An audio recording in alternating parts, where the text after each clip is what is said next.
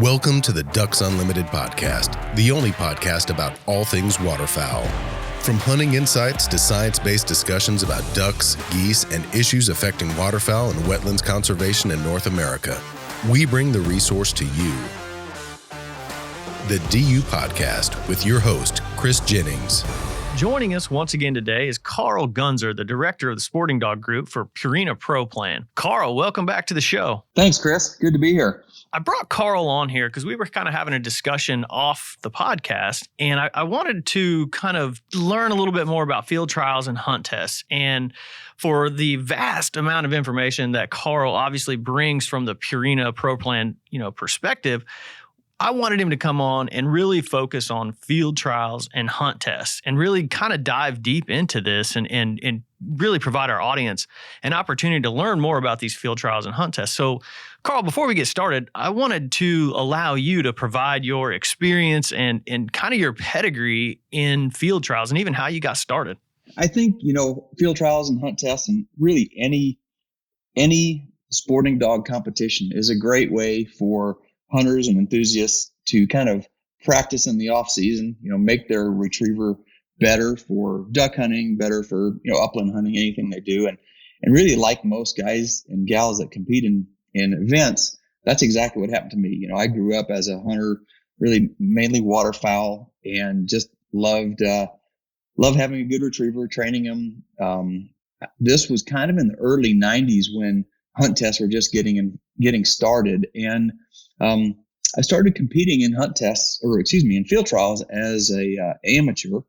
And I just kind of fell in love with it, became all consuming, all encompassing. And, after a while, I decided I wanted to make my hobby my career. So I started out, working for somebody that was a field trial trainer, and then just eventually went on and started my own kennel and dog training business, competing in trials, for about 20 years. And then, about 10 years ago, I came to work for Purina. But, the trials, they give you an opportunity to really train a dog to a higher level, really, do something in the off season. So, my business, I mostly did retriever field trials. I didn't really train many hunting dogs, although I hunted the field trial retrievers that we trained. But, I was based out of Montana and would go to Texas in the wintertime and kind of run the different circuits. Most competitions, there's competitions throughout the year in hunt tests and field trials, but they kind of move with the climate, right? So in, this time of year in the summer, there's trials all across the north, from New England to the upper Midwest. I was in Montana and Washington. And then in the wintertime, when it's cold, everybody sort of moves down south to Texas, Florida, Southern California. I competed. I usually had around 24 to 30 dogs and ran about 24 field trials a year, along with the national championship, which is held annually, and it moves around throughout the country. So that was sort of my background. I think I won around 40 open stakes and competed in a dozen nationals with, a few different dogs. And so anyway, it was a great career. I love it. I still love the dogs and competing, but I really enjoy my job with Purina too.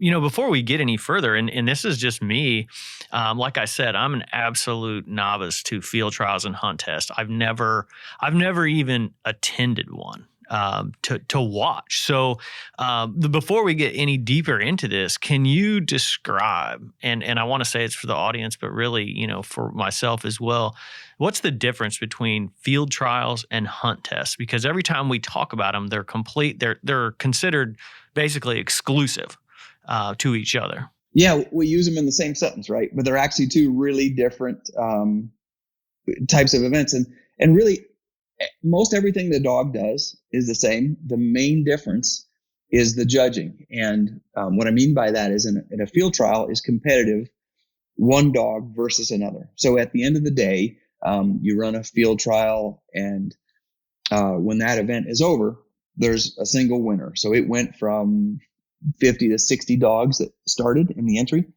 And when it's over, one guy gets a blue ribbon. And that doesn't make you a field champion. That just gives you a win, which counts towards your field champion title. But, and at a hunt test, let's say you have the same 70 entries, the hunt test dogs are judged against the standard.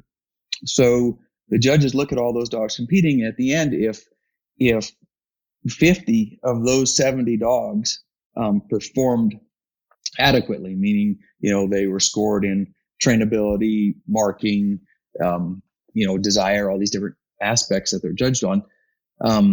50 dogs could earn a master pass, as opposed to one earning the blue ribbon. So what that's become is field trials are much more competitive. And I guess maybe, field trials are sort of like the Kentucky Derby of, horses, right?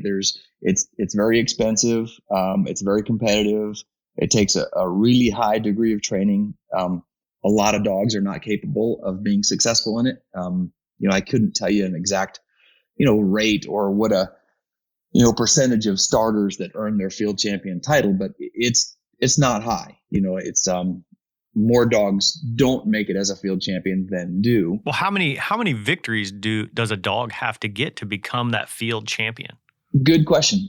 You only need one win, but then you also need a total of 10 points, which, you get 5 points for a win, 3 points for a second, 1 point for a third, and a half a point for a fourth. So, you could become a field champion with, a win and a second and 2/3, or 2 wins does it as well. And I couldn't tell you the exact number of master hunters that are titled per year. I know that, upwards of 1,000 qualify for the Master National, and you have to be a master hunter to qualify for the Master National.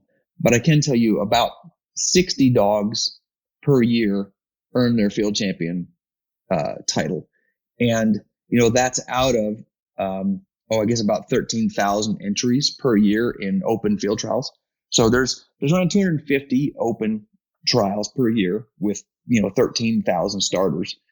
And out of that, 60 dogs earn their title per year. So it's just very competitive, and once a dog becomes a field champion, they don't stop competing. So the new dogs, to get your win or your points, you're still having to beat field champions. It's not like, the dog earns their title and then, they're put on the shelf, so to speak. They continue to compete because in order to qualify for the national each year, they have to, again, win every year and have a total of 2 points. So, I think, field trials have been around, and I'll speak to AKC first, but it's kind of great. There's different organizations that have events. The AKC was the oldest and the first, and they started with field trials back in the 30s. The first National Retriever Championship was in 1941. The hunt test really started in the early 90s, and there were different organizations, the Hunting Retriever Club and North American Hunting Retriever Association and the American Kennel Club all started hunt test events around the same time, in the early 90s. I think the first Master National was like in 91 or 92. But they were really designed so that, I don't want to say the average guy, but somebody that didn't want to spend, all of their time and all of their money competing and running, 20 trials a year, which is what it takes to become successful in the field trial game. They've got a game that they can play and I don't want to say compete. I guess compete is the right word.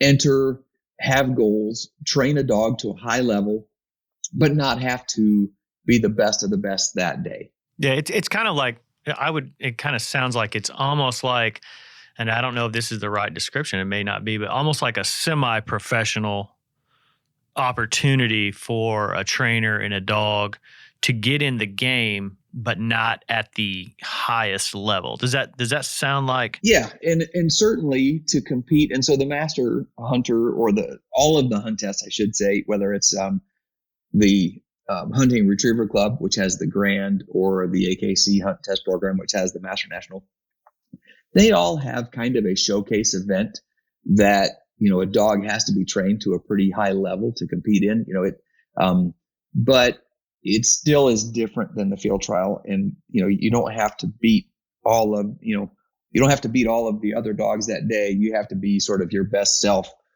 against what's a very high standard. And I'll say the other thing that is really attractive about the hunt test program is it does much more realistically simulate hunting. So the field trial game, it just because it's so hard, the distances and the dogs, here's a better thing to think. The dogs have gotten so good that the game has gotten harder and harder. It's sort of like, the arms race, right? The US comes out with one thing and then the Russia has to come out with another. I mean, it's sort of been that way in the game. You have to get at the end of 3 days of judgment, you have to be able to pick the best dog. So the tests get harder and harder. The bird throwers, the birds are so far out there, they're at 300 and 400 yards, that you've put the gunners in white coats so the dogs can actually see them. It sounds convoluted. It is effective and it is a great system to do it, but it's gotten to the point where it really no longer really represents an ordinary day's hunt, or doesn't really look anything like hunting, where the hunt tests have done a great job of keeping it hunting focused. The gunners that throw the birds are hidden. The handlers are wearing either camouflage or dark clothing. The handlers at a field trial are wearing white, so the dogs can see them at 300 and 400 yards. So no longer is it really, we don't use duck calls at a field trial, or or the handler doesn't carry a gun. And in hunt tests, mind you, it's a fake gun or a gun with a popper. It's not a live load that the handler shoots. But nonetheless, the hunt tests have done a great job of keeping it, I guess, real, so that what you're training the dog for is going to, as closely as possible, mimic going duck hunting, or in the case of some of the upland tests, going pheasant hunting or that type of deal. Yeah, so it sounds like you're staying within the scenario of hunting as far as with the hunt test. And in my mind, I'm trying to translate this into something that, and it sounds very similar to something that I'm more familiar with, which would be duck calling. Yep. Where you have the meet competitions is what they're called, where it is actually a routine that that someone would be blowing in a duck hunting blind, where then you go to the really high end competitive calling routines are a little bit more. That's more about being able to hit those super high, long notes that don't really sound familiar in a duck blind. That's a great analogy. I've never thought of that. That's a perfect analogy, Chris. And kind of to build a little bit, you wouldn't say, I mean, some people might argue, well, if you're a competition caller, you don't know anything about duck calling. Well, I can tell you, I've hunted with Jim Ronquist and other people that have won the world, and they're damn good duck callers. That's right. Just because they don't compete in, what you're saying, the meat contest, doesn't mean that they're not duck hunters. But they have taken it to another level, and that's a really good analogy, because so often I hear, well, we really don't want a trial dog. We don't need a dog that's got all that. Well, the field trials have created sort of the baseline for the best breeding programs. It takes, at the end of the day, you have one national champion in the whole country. And theoretically, he's, he may not be the best dog. He's the best dog that week of the competition, but he's always going to be a really good one, right? He's going to be one of the best. And that dog is going to be bred more. And that does really improve the breeding program. And if you look at the dogs competing in hunt tests at their pedigrees, you'll find that the pedigrees of all of those hunt test dogs are going to contain field champions. That's still going to be kind of the foundation of the breeding program, is the field champion. Kind of like, I play around a little bit in horses, and my wife more so. If you look at the horse game, their pedigrees are going to go back to, a set of really known, well-bred horses, but then that's not going to be your trail horse. But it's nice knowing that your trail horse has a $1 million sire in his pedigree. It's kind of the same way, but the hunt test game really, in the, I guess, 30 years that it's been going on, it is now more popular. There's more people competing in hunt tests than in field trials. particularly when you look at the different venues. So like if you combine AKC hunt tests and the Hunting Retriever Club hunt test, which is part of the UKC program, there's more than twice as many entries in the hunt test program than there is in the field trial program. So there's just a lot more people can enjoy it. It's you can do it and be competitive without selling the farm to do it. Yeah, I was going to say dedicating your life to it. It sounds like when you get into that field trial level, it is just a totally different level of competition. But before we get too far into that, this is kind of I don't want to call it a what if scenario, but, one of those deals where you mentioned that you were traveling around the country doing these field trials with upwards of 20, 24 dogs. When you started out doing this, and maybe even if you would start out today, like what are some of the things that you're looking for in a dog to where you're setting that dog aside and you're like, this is going to be my next field trial dog? It's funny. I'll tell you the breeding, and so I guess I feel some days like I've been around this a long time, and other days I don't. I feel like I just started. But even in the 30 to 35 years.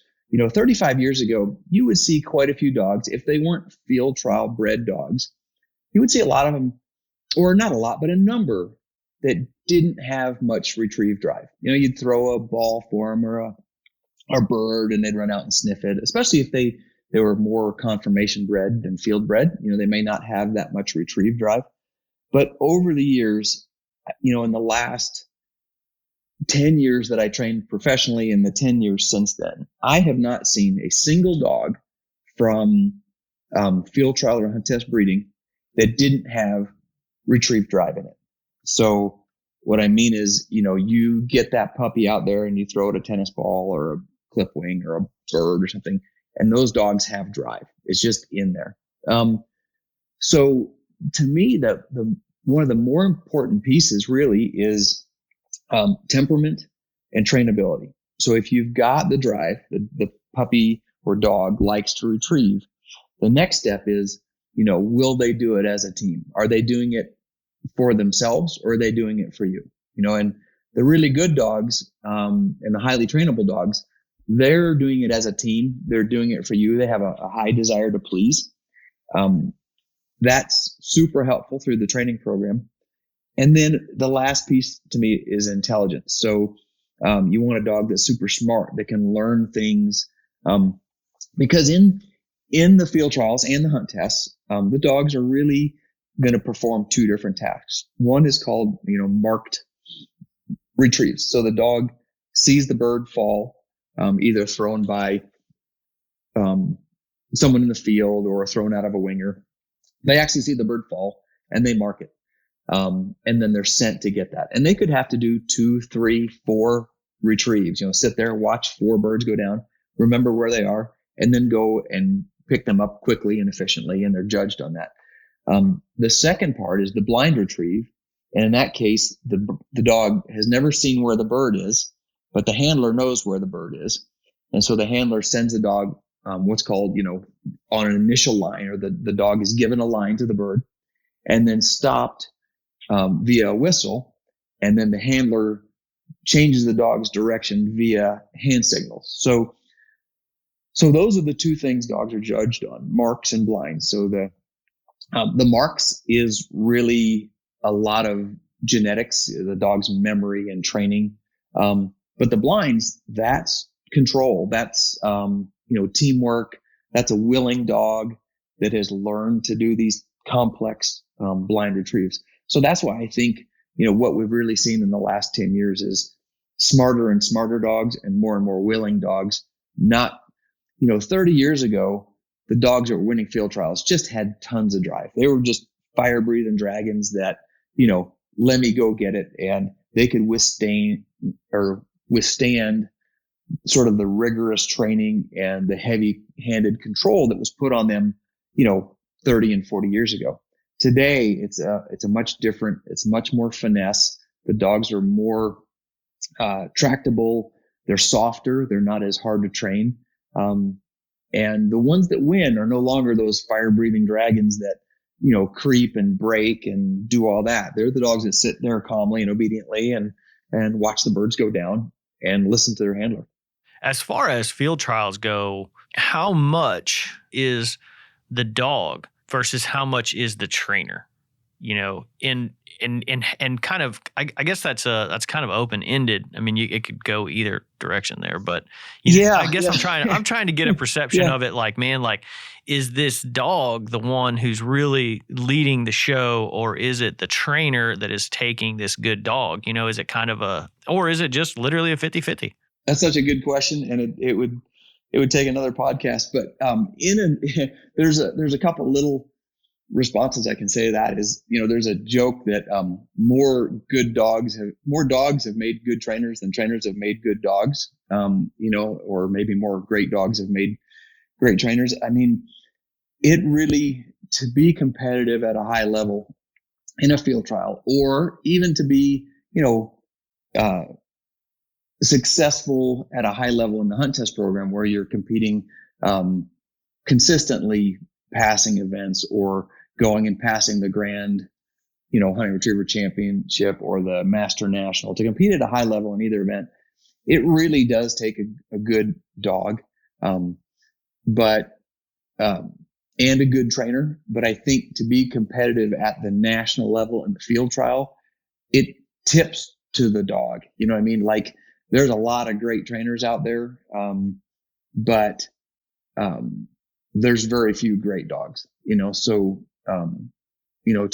it's sort of like, I mean, if you think about the Kentucky Derby, right? Everybody could remember, Secretariat or something like that, but it's like, who trained Secretariat? Well, I don't know. I couldn't tell you that, but it's like the great dogs are more, they make more, they're more meaningful than the trainers in some ways.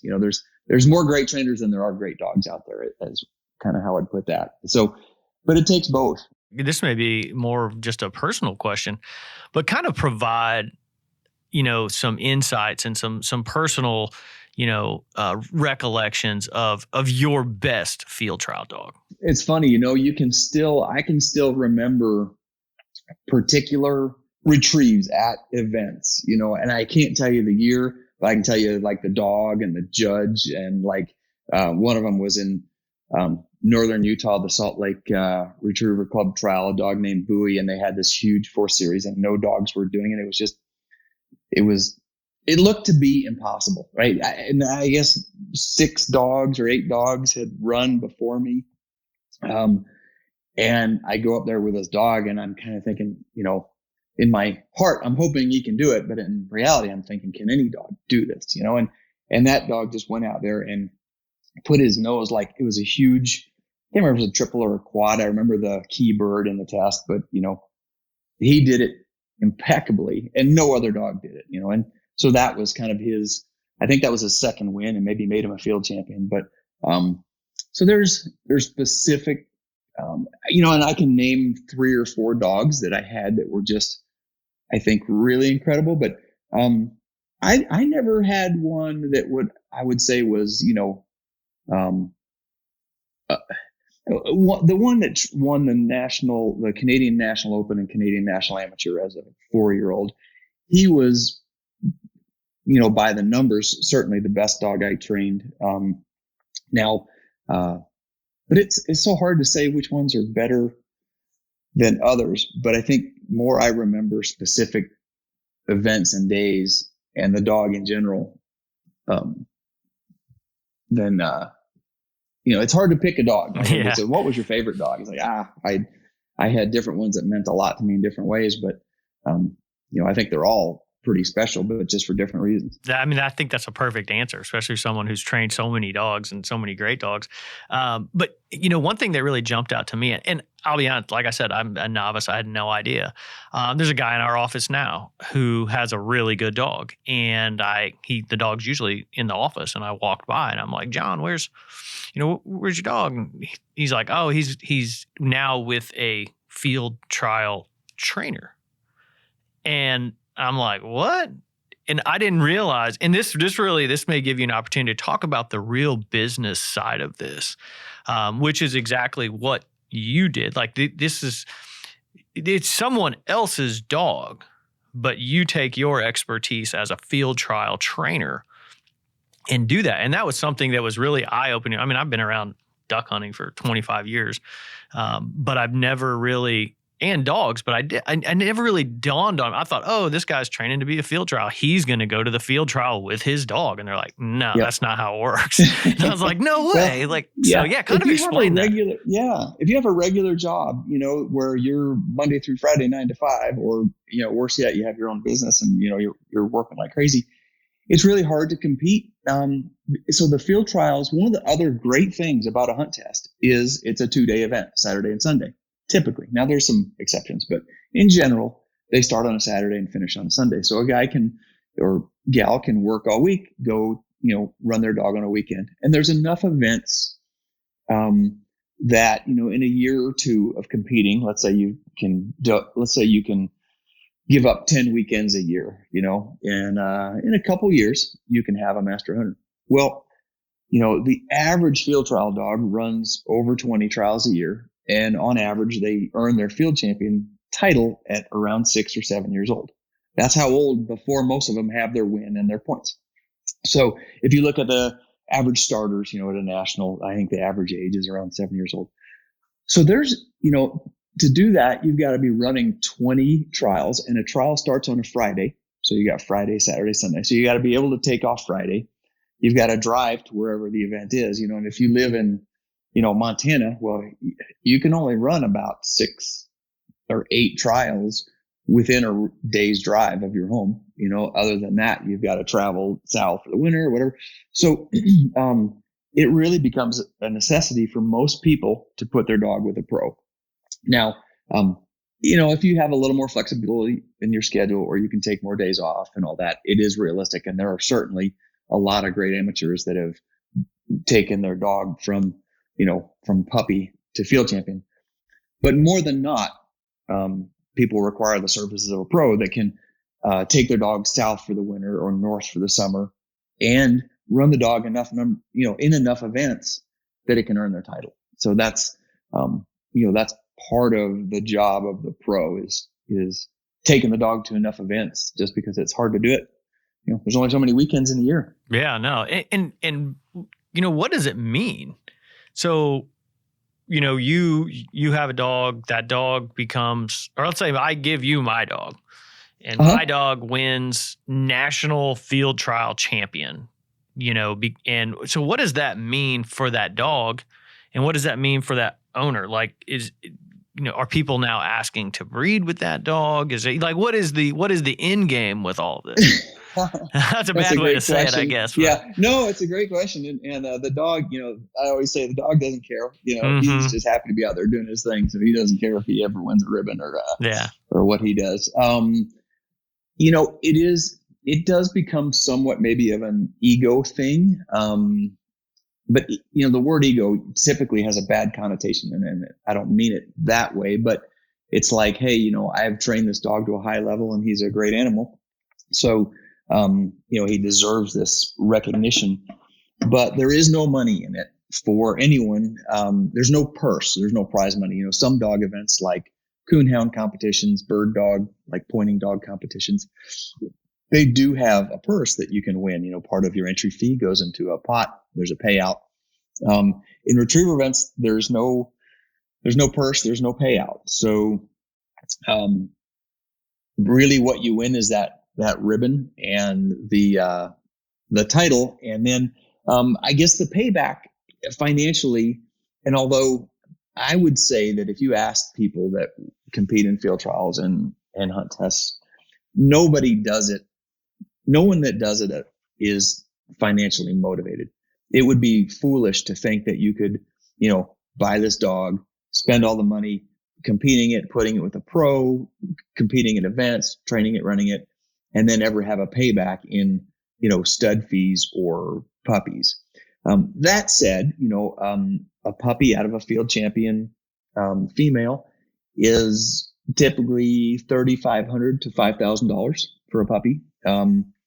Now out of a master hunter, and this has changed, and I'm not as maybe up to speed on puppy prices as I was 5 or 10 years ago. But if you have a a master hunter female bred to a field champion male, or even two master hunters, you're probably at a $15,000 to $2,000 puppy. So there can be some recoup, some stud fees. They average $1,000 out of a field champion, more out of a national field champion or something.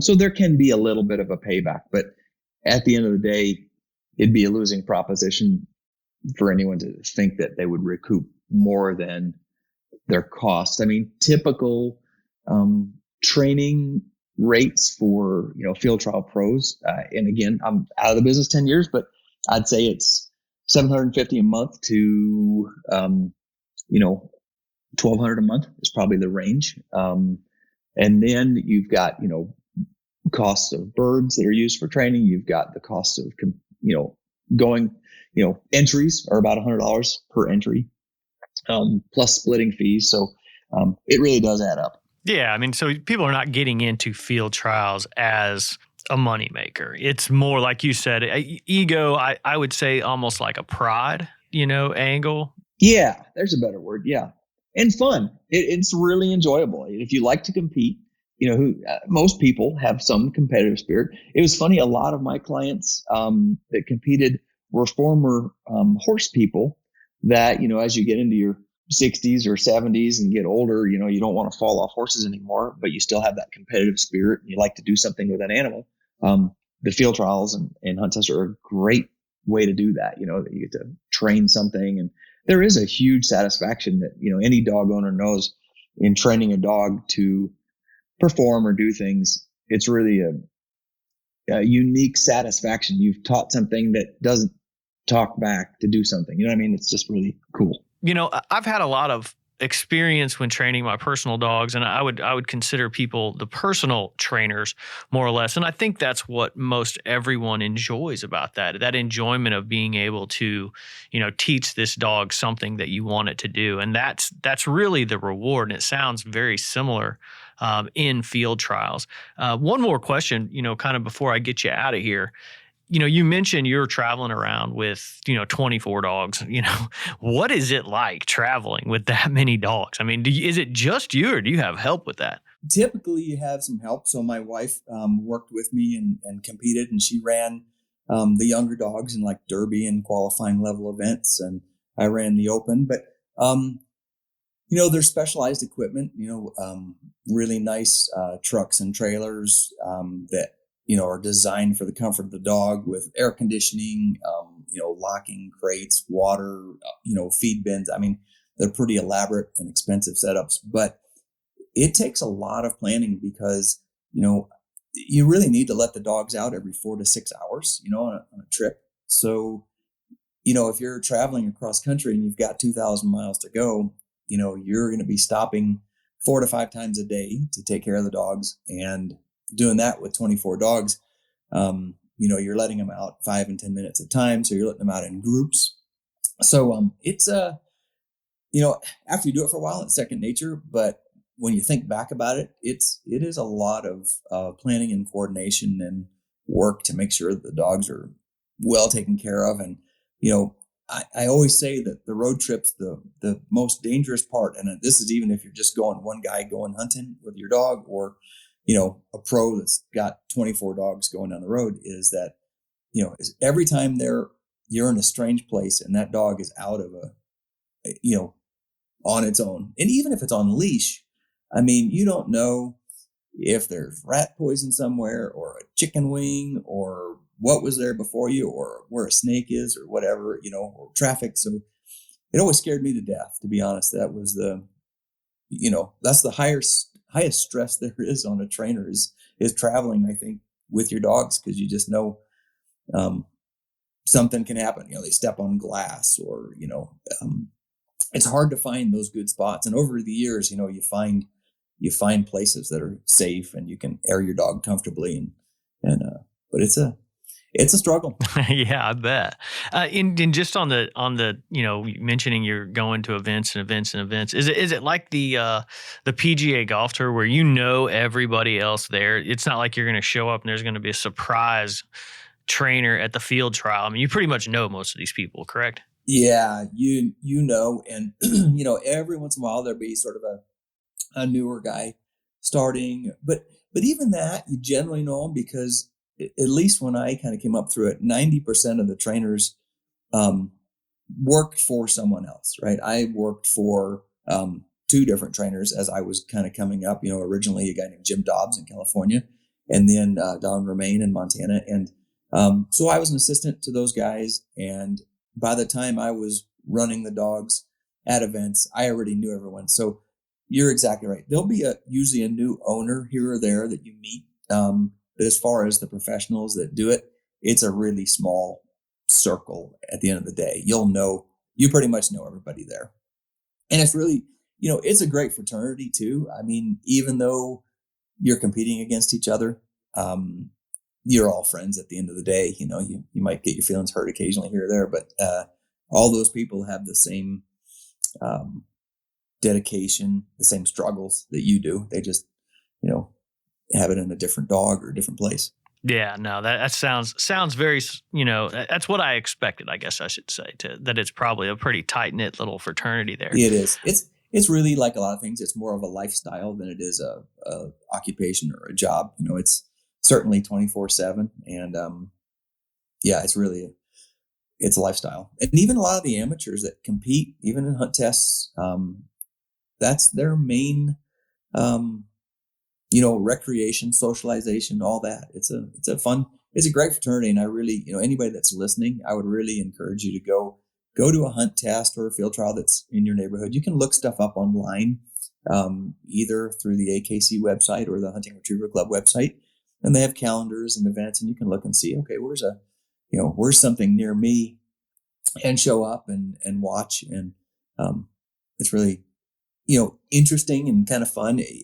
It's one of those things that it's not the best spectator event in the world. After a while, it's just another black dog running out there and picking up a duck. But the people you meet and what you learn, and if you're interested in meeting a trainer or really improving what you're doing, it's a great resource. Yeah, no, and you actually preempted my last question there, was to kind of give our audience an idea of how, if they're interested in field trials or hunt tests, how to get involved. And, obviously one resource, we have several different pieces on ducks.org regarding field trials and hunt tests. But like you mentioned, there's several other resources out there. We used to, so Purina is a sponsor of most, of the Hunting Retriever Club and the Master National and the National Open, all that. So we used to try and keep our website updated with a lot of the dates and times of events.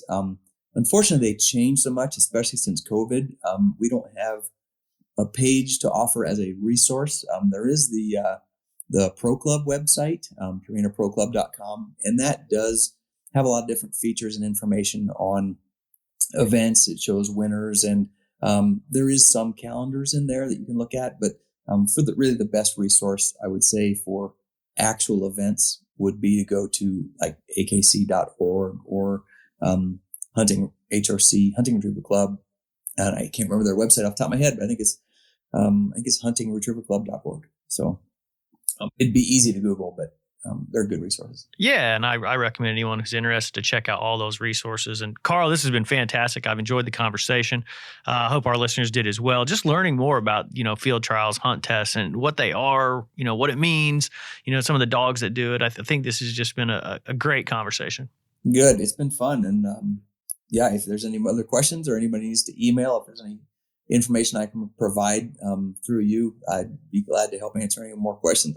I'm passionate about people competing with their dogs. At the end of the day, these events help make, better hunting dogs, which, we all know what an important conservation tool these dogs are if you're a hunter, how it really sort of makes the hunt to have a good dog. And these events are really what helps people achieve that with their dogs, I believe. Absolutely. And that's just a reminder to our audience. If you do have any questions, even questions just generally for Carl, you can always email us at dupodcast@ducks.org. Carl, thanks for joining me today. This has just been fantastic. Great. Thanks, Chris. I really appreciate your time. I'd like to thank my guest, Carl Gunzer, the director of the Sporting Dog Group for Purina Pro Plan, for joining us today and talking about field trials, hunt tests, and really bringing to light some of this information. I'd like to thank our producer, Clay Baird, for putting the show together and getting it out to you. And I'd like to thank you, the listener, for joining us on the podcast and supporting wetlands conservation.